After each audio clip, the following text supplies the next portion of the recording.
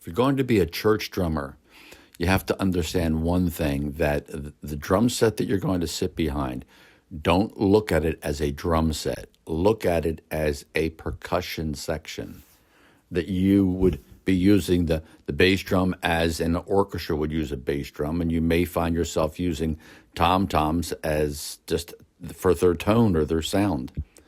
Recently, we had an example of a hymn that we played. It was older, and it didn't fit any kind of pattern that you would play on a drum, any modern type pattern. The song seemed to have origins like it was an Irish tune, so it had that kind of a flair. I asked the song worship team leader, are we going to play it with that kind of a flair? And she said yes. So I immediately thought of a Bodhran or Bodhran, depending on what part of the country you'd be in. It would be pronounced differently. You're going to see a picture that I'm going to present here in just a moment. And it's what the person would play with an Irish-type tune that would have some kind of a continual rhythmic pattern behind it. So I thought of that right away.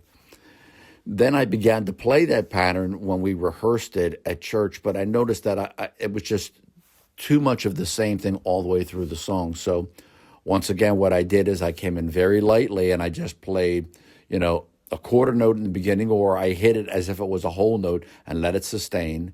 And I hit the downbeat of every measure for the first verse. And then in the second verse, you'll see where I wound up adding with my left hand that Bodhran type pattern.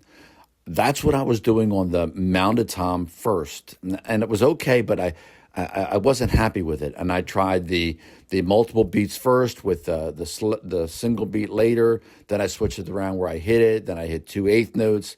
And then I did 4/16 notes. And then finally it clicked where I brought in the lower of the 2 floor tom-toms. And I hit a 2-note chord for the beginning. And as soon as I did that, it resonated and it rang. I said, this is it. So you'll hear the 2-note chord, 2/8 notes with the left hand, and then the 16th notes. And that became I'll call it the Gaelic type pattern for that hymn. I hope you enjoy it, and I hope you learn from it. It's not about you playing the drums and doing a rhythm. It's what does the song need? And what can I play as a percussion section to bring this song to its fullness so it can be all that it could be, and then God's people can sing to it and worship him.